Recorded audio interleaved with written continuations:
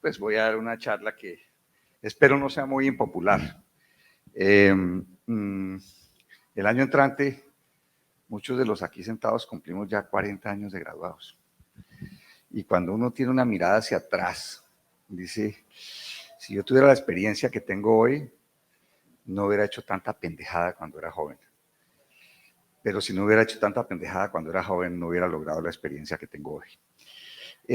Y eso aplica específicamente para esta charla. Yo quiero que se lleven el mensaje y el mensaje en los corredores que le daba yo a mis coequiperos de simposios decía, es decir, ustedes se van a lucir mostrando cómo se operan bien operadas las pacientes con endometriosis y yo espero lucirme al final del simposio como la cereza sobre el pastel, decirle el problema es que esas pacientes no se deben operar. Eso no es verdad, eso no es verdad. Es muy importante saber en endometriosis quién las opera, cuándo las opera, cuántas veces las opera. Y ahí entramos en una discusión más moderada. No estamos ni en la extrema derecha ni en la extrema izquierda, sino vamos por el centro, por el cauce del río.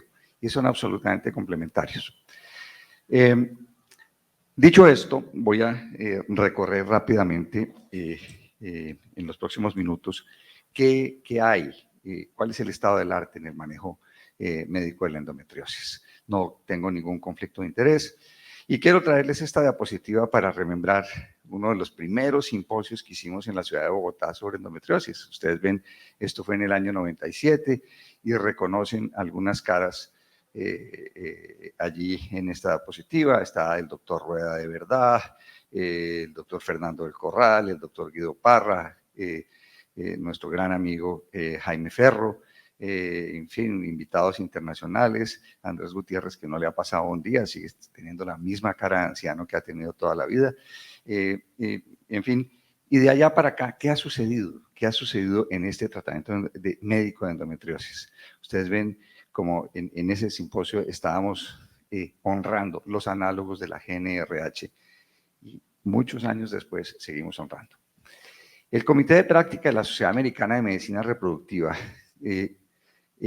al hablar de su tratamiento de endometriosis en el último boletín que publicó sobre esto en el año 2018, dice que la endometriosis requiere de un plan de manejo a lo largo de la vida con el propósito de maximizar la terapia con medicamentos y evitar los procedimientos quirúrgicos repetidos. No los procedimientos quirúrgicos per se, sino repetidos. Y ahí viene el quién, cuándo y cómo se operan estas pacientes. Básicamente el tratamiento de la endometriosis médico y quirúrgico está encaminado pues al control del dolor, a evitar crecimiento de lesiones, a proteger la fertilidad o promover la fertilidad y evitar los efectos sistémicos de la enfermedad que ya Juan Carlos habló.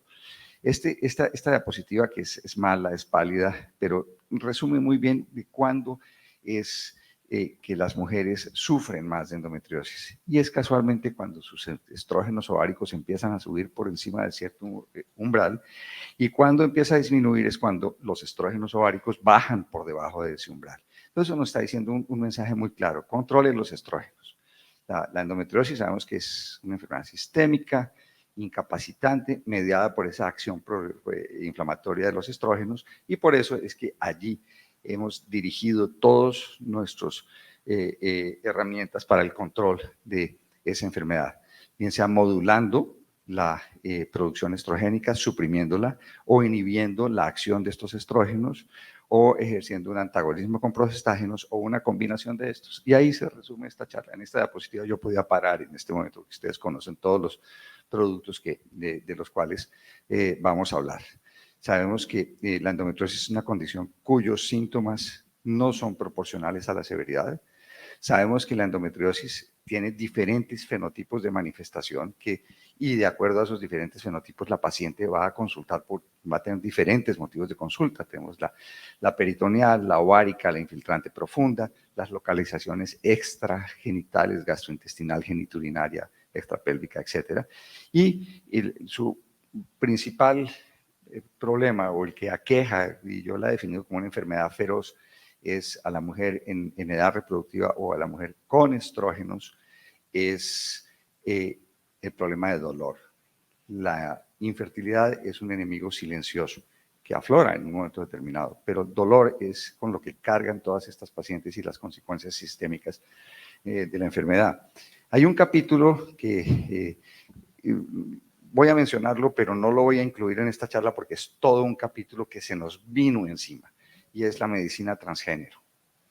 Los hombres transgénero son hombres con niveles de estrógenos enormes, que consultan por endometriosis, y todo este tratamiento que tienen que tener ellos para la conversión de su género y las cirugías, etcétera, etcétera, tienen que tener un manejo especial cuando se trata de endometriosis. Y al revés, las mujeres transgénero que requieren unas dosis monumentales de estrógenos para poder convertir su género, y tienen endometriosis per se, o aparecen endometriosis en estas pacientes con esas terapias estrogénicas.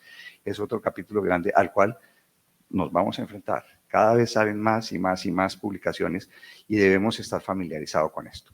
Los tratamientos básicamente están encaminados a lograr eficacia, seguridad, tolerancia y, por supuesto, el control del costo. Los más efectivos son más costosos, con efectos secundarios más manejables, más controlables que otras alternativas, y ustedes ven enumeradas ahí todas las opciones que tenemos.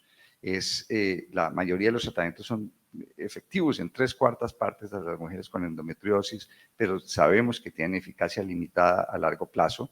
Sabemos que los que más suprimen los estrógenos son los que mejor controlan los síntomas de la endometriosis, pero tienen efectos secundarios sobre otros sistemas. Sabemos que la cirugía solamente reseca una enfermedad visible con altas tasas de recurrencia. ¿Por qué? Porque es una enfermedad celómica, es una enfermedad del sistema mulleriano secundario. ¿Por qué existe la endometriosis infiltrante profunda, la endometriosis rectal? Y esa paciente ya vimos que la doctora Nadia nos mostró que muchas veces se asocia con adenomiosis o adenomiomatosis, porque es una enfermedad del sistema mulleriano secundario. Y lo que nosotros resecamos quirúrgicamente es lo que vemos con la magnificación del laparoscopio y mayor magnificación con el robot, etcétera, etcétera. Pero dejamos la enfermedad como una enfermedad de ese sistema mulleriano que es imposible resecar. Entonces necesitamos tratamientos que sean efectivos, idealmente de administración oral, con mínimos efectos secundarios. Tradicionalmente, la combinación de estrógenos y progestágenos, los anticonceptivos orales, usualmente con progestágenos de segunda generación, son la primera línea de manejo, y obviamente tenemos que balancear riesgos contra beneficios, peligros, tiempo, duración, el riesgo de tromboembolismo en estos pacientes, la utilización en forma continua o en forma cíclica. En forma continua, pues, tiene la gran ventaja del mejor control de la dismenorrea, pero desventaja en cuanto a sangrados irregulares. En fin, pero el problema es que en una tercera parte de las pacientes no se controla, no son efectivos. Pues me quedé aquí. Se trabó esto. ¿Las podemos pasar desde allá? Pasemos a la siguiente, porque creo que esto o se le fue la pila o no le gustó la charla al doctor Rueda. Listo. Entonces, los anticonceptivos pues, son efectivos en reducir la dismenorrea a la mitad de las pacientes, pero no son efectivos en control del dolor pélvico no menstrual, no reducen la dispareunia y no hay unos reportes discriminados de acuerdo al fenotipo de endometriosis que estamos tratando. La siguiente, por favor. El argumento por el cual se dan estos es para, como efecto secundario, la reducción del sangrado menstrual, pues mitiga el problema del estrés oxidativo por menstruación retrógrada, pero tiene los problemas de seguridad y en cuanto a riesgos de tromboembolismo tanto arterial como venoso. Esto se ha tratado de mitigar con el uso de estrategias como el uso de la minipíldora. Las píldoras de progestágeno único que están aprobadas para utilización en la lactancia tienen también utilidad en el manejo de la endometriosis, particularmente las que contienen desogestrel y acetato de noretisterona, son las que han mostrado mayores estudios. Sin embargo, estas pacientes que entran en un hipoestrogenismo profundo tienen problemas de tolerancia a largo plazo de este tipo de medicamentos. Y es como describe ya hace un par de décadas el doctor Spiroff, dice que el 40% de las pacientes cambian de tipo anticonceptivo entre 3 y 10 veces por persistencia o recurrencia de los síntomas. Entonces eso nos está diciendo si de verdad esta primera línea debemos mantenerla o cuestionarla. La siguiente, por favor.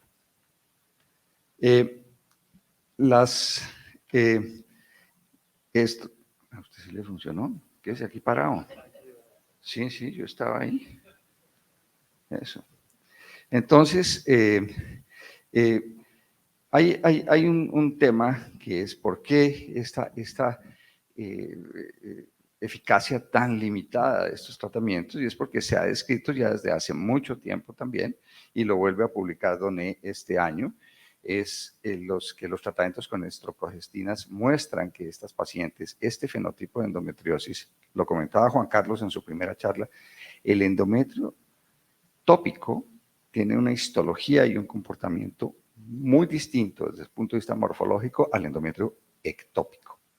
El endometrio tópico es muy sensible a los progestágenos. Nosotros tratamos las hiperplasias endometriales e inclusive los carcinomas endometriales FIGO1 bien diferenciados, etcétera, etcétera, con progestágenos, y nos va muy bien en pacientes que queremos preservar la fertilidad.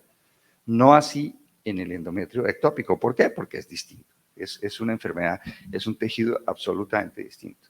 Las lesiones endometriósicas tienen una resistencia a la progesterona porque la dinámica del tipo de receptores de progesterona es diferente. Y el estatus de los receptores de progesterona o la concentración de receptores de progesterona está directamente relacionada con este tema. Y pues eso es lo que se argumenta que es la causa del 30% de falla de los anticonceptivos orales. Esto es, a mí no me hace caso. No le gustó mi dedito. La siguiente. El redondo grande, sí. No, mira, me devuelvo aquí. Y ahora, sí, ahora sí.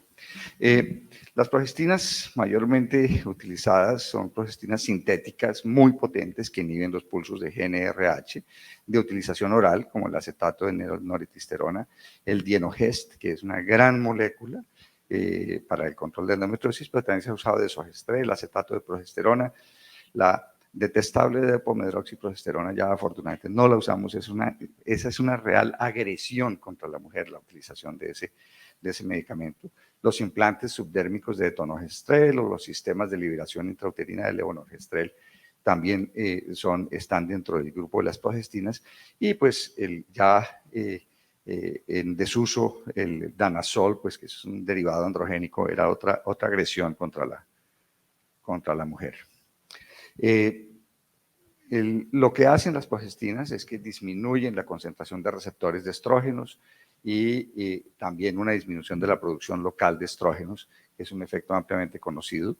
Y esto pues, conlleva un efecto antiinflamatorio, antiapoptótico, y el problema es que la resistencia a las progestinas es igual a la de los anticonceptivos orales. Una tercera parte de las pacientes no les funcionan las progestinas. ¿Por qué? O porque no responden al tratamiento o porque hay una intolerancia a los efectos secundarios de estas.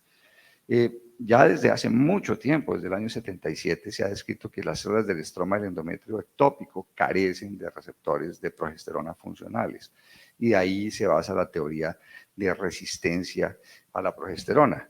Ya a comienzos de este milenio se describió que los receptores de progesterona beta, que son los funcionales, están bajos en este tipo de lesiones, al contrario del endometrio tópico, y que los alfa están intactos en las lesiones endometriósicas, pero esos no no son una chapa que recibe la llave de la progesterona en forma tan efectiva como los beta.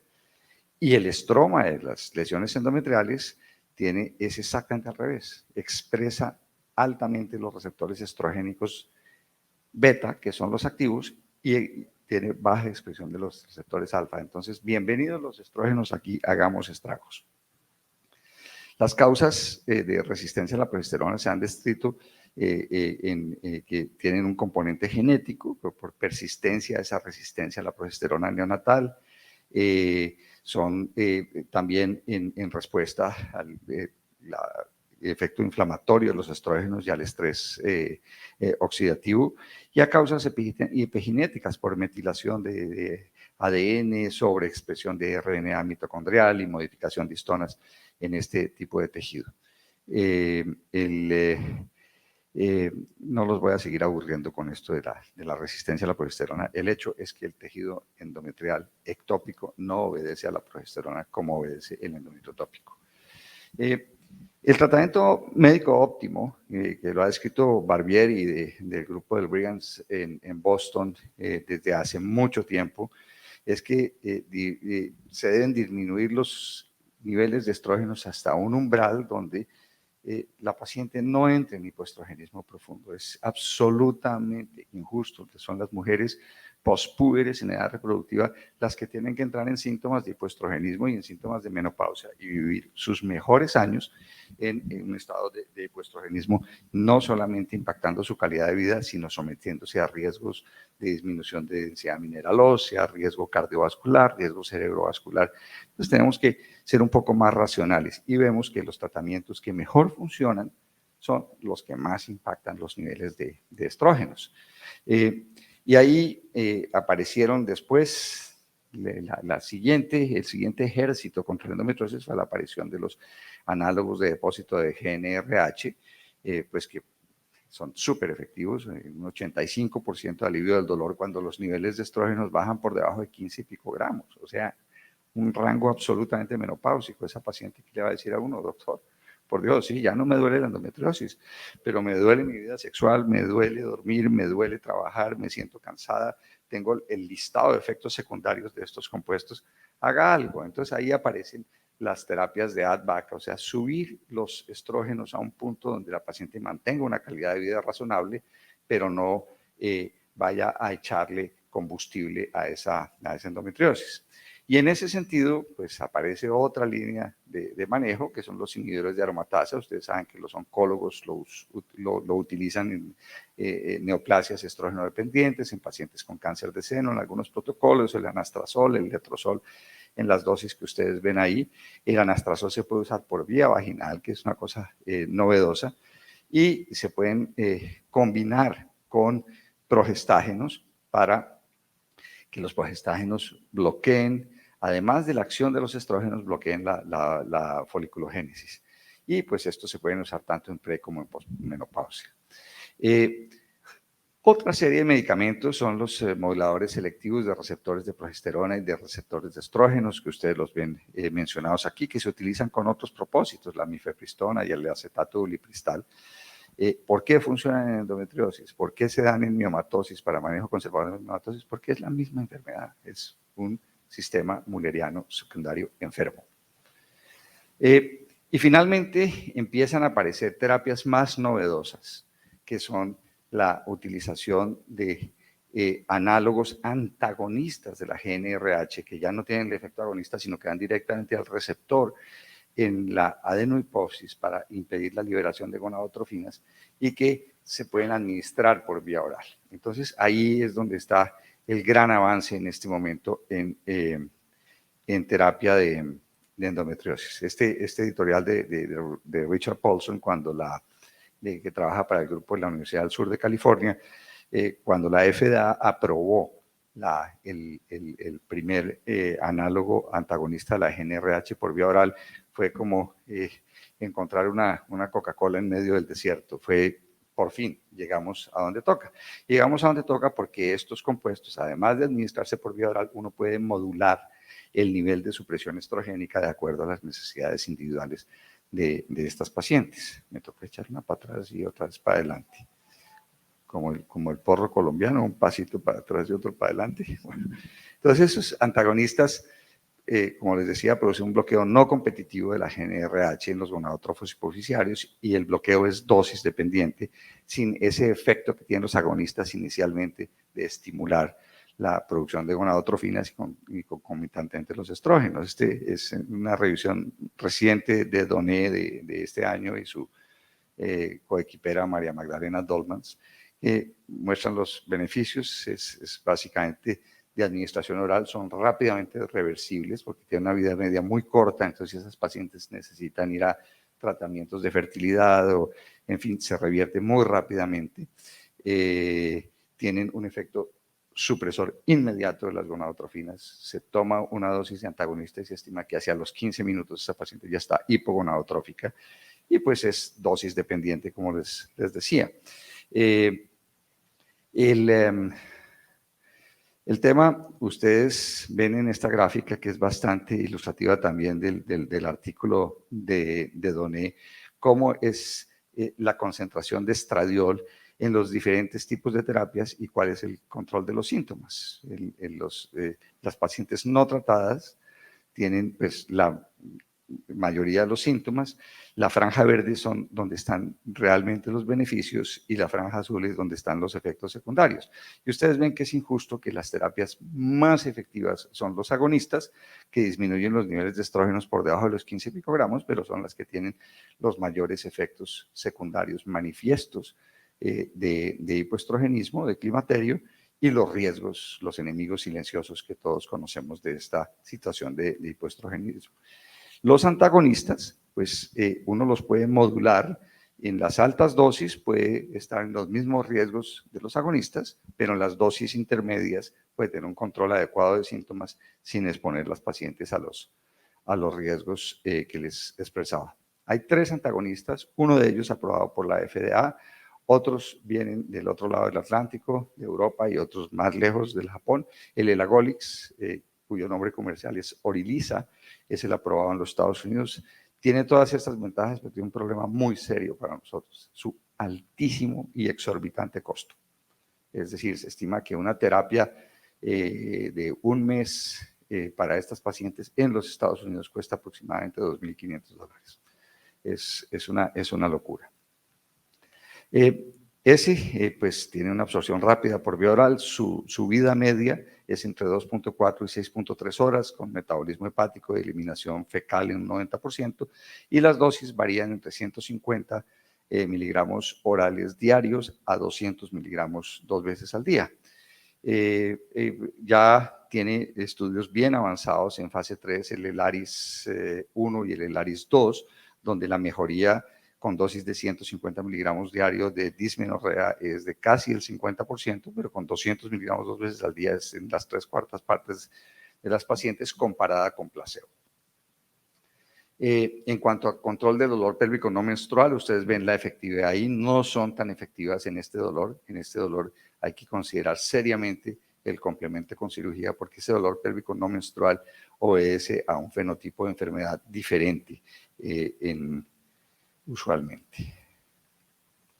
Y estas terapias se pueden combinar con terapias de add-back, es decir, uno puede suprimir en forma muy importante los estrógenos de la paciente con dosis más elevadas, pero pueden modular su sintomatología de hipoestrogenismo utilizando diferentes tipos de moléculas. Yo particularmente tengo un sesgo grande por la tiburona, se me hace una supermolécula que protege, porque nosotros no podemos suprimir la función esteroidea del ovario en forma selectiva, decirle, no, dejémosle un poquito de andrógenos para que la libido le funcione mejor y suprimámosle más los estrógenos. No, le suprime todo. Y la tibolona tiene esta magia de ser un agonista un poquito estrogénico, un poquito progestacional, un poquito androgénico, y por eso particularmente tengo un sesgo que me ayuda en esto. El siguiente compuesto es el Linzagolix, que es el que viene de Europa. Ustedes ven cuál es la vida media, tiene una altísima biodisponibilidad, no tiene interacción con diferentes tipos de transportadores y sí tiene una versatilidad, un rango de dosis mucho mejor que la primera molécula, que el Elagolix. Y ustedes ven esto en cuanto a supresión estrogénica y control de síntomas. Entonces, lo lógico es, entre más altas dosis, ustedes ven la línea azul, que realmente produce una supresión de estrógenos muy, muy profunda, como la de los análogos agonistas, los famosos luprones, decapeptiles, etcétera, etcétera, pero que uno la puede modular y entrar en esa franja gris entre los 20 y los 60 picogramos, que es donde Barbieri mostró que no exacerba la endometriosis, pero sí tiene un control adecuado de síntomas. Y finalmente, el Relugolix, que viene de los grupos japoneses, también tiene una mayor versatilidad de de dosis, es de metabolismo hepático, tiene una vida media un poco más prolongada y su efectividad es igual al acetato de leuprolide que se ha utilizado tradicionalmente como antagonista. En escala análoga visual de dolor, ustedes ven obviamente muchísimo mejor control de los síntomas medidos por esta escala, pues con dosis mayores. Y aquí ustedes ven una comparación, yo les puedo compartir esta tabla, esto fue también publicado este año, donde se comparan los diferentes antagonistas, el elagolix, linzagolix, trilagolix, en diferentes tipos de dosis, como entre más grande sea la dosis, mejor control de síntomas. Esto son los resultados a 6 meses y a 12 meses los resultados son muchísimo mayores. Pero ustedes ven que, por ejemplo, en manifestaciones de hipoestrogenismo, como en disminución de densidad mineral ósea, sintomatología vasomotora, por supuesto, entre mayor sea la dosis, mucho más efectos secundarios. Entonces, estos antagonistas tienen este efecto dosis dependiente y es donde realmente está el futuro del tratamiento. Estos tratamientos con antagonistas esperamos tenerlos muy pronto en el país. Tenemos buenas noticias de algunas de las casas farmacéuticas que patrocinan este evento, que muy pronto vamos a tener esa opción a costos muchísimo más razonables de lo que se ve en Norteamérica. Los implantes subdérmicos y los sistemas intrauterinos de levonorgestrel, 2 palabras acerca de ellos, también han sido ampliamente utilizados y tienen efectividad variable de acuerdo al fenotipo de endometriosis de esas pacientes y particularmente cuando se asocian con adenomiosis.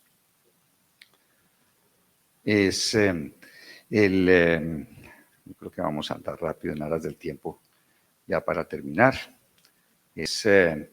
Las terapias vaginales ustedes vieron que los inhibidores de aromatasa se pueden usar por vía vaginal, particularmente el anastrozol, pero los anillos vaginales de tonorgestrel en uso continuo durante 3 ciclos tienen una acción endometrial de primer paso por el endometrio en forma directa, controla el sangrado menstrual tanto anterógrado como retrógrado y tienen un efecto claro demostrado de disminución del estrés oxidativo peritoneal por la inflamación en endometriosis.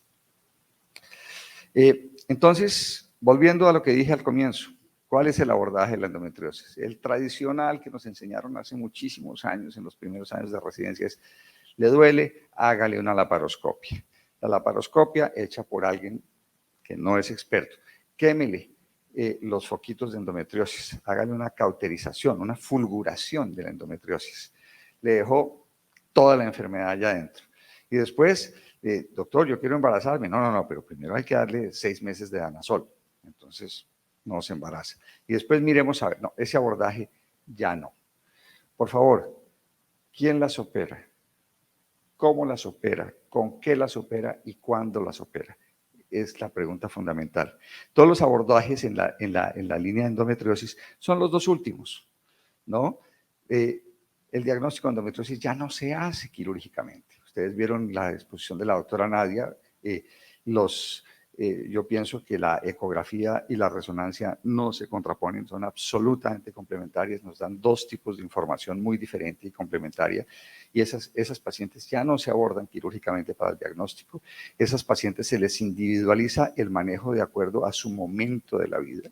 ¿Cuál es una niña de 16 años con una dismenorrea y que le hacen un mapeo y le encuentran un foco de endometriosis infiltrante profunda? Esa paciente no nos va a mejorar con estrógenos, progestágenos, no podemos en la etapa pospuberal darle antagonistas de GnRH. Esa paciente está mucho mejor en manos del doctor Ramírez. No me le toques los ovarios. Esa tijera allá en los ovarios, yo la sentí en los túbulos seminíferos. No, pero esa paciente está mejor allá, ¿no? Y esa paciente a los 16 años no está envisionando su futuro fértil, sino hasta por lo menos 10, 15 años adelante. Entonces, de nuevo, ¿cuándo, quién, cómo, con qué? Y el quién y son los grupos de expertos de excelencia en el manejo de endometriosis. Esa nos puedes mandar al doctor Ricardo Rueda, que opera una endometriosis cada 6 meses. No, tiene que mandarse al doctor Ramírez, que opera 5 veces al día los mismos casos. Y es lógico que le vaya muchísimo mejor. Entonces, esas dos líneas de tratamiento son las que yo personalmente sugiero aquí. La cirugía y el tratamiento médico son absolutamente complementarios. Donde entramos a discutir es cuándo los utilizamos y en qué tipo de pacientes. Las manifestaciones sistémicas, ustedes ven aquí esta lista de manifestaciones neurológicas, es una enfermedad sistémica, no es una enfermedad exclusivamente celómica. Hay pacientes con dolor persistente que requieren de diferentes tipos de terapia encaminada al dolor, el manejo de su epigenética. Entonces, ¿qué sucedió entre el año de 1997 en esa diapositiva que les presenté de ese primer simposio en Bogotá y ahora que nos tiene en el 2021?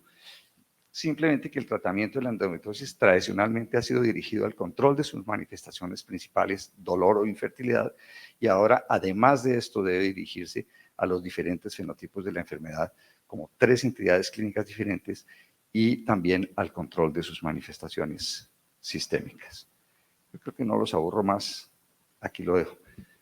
El cuestionamiento es si realmente la solución de la enfermedad está en mantener a la paciente en un hipoestrogenismo. Eso me sigue doliendo a mí. Eso tenemos que encontrar la solución en que esas pacientes ni las tenemos que mutilar quirúrgicamente, ni las tenemos que poner en una menopausia durante los mejores años de su vida para el control de esta feroz enfermedad. Los dejo aquí, muchas gracias.